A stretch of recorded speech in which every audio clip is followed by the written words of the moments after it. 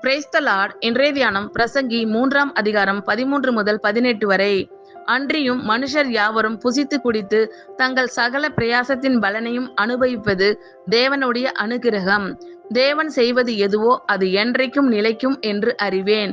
அதனோடே ஒன்றும் கூட்டவும் கூடாது, அதிலிருந்து ஒன்றும் குறைக்கவும் கூடாது.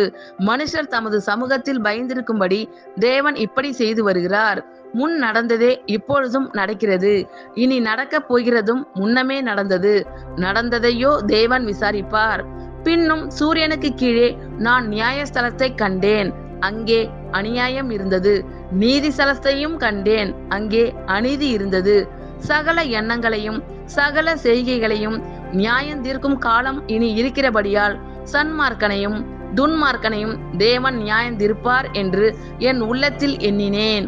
மனுபுத்திரர் தாங்கள் மிருகங்களைப் போல் இருக்கிறார்கள் என்பதை அவர்கள் காணும்படிக்கு தேவன் அவர்களை சோதிக்கிறார் என்று நான் மனுஷருடைய நிலைமையை குறித்து என் உள்ளத்தில் எண்ணினேன்.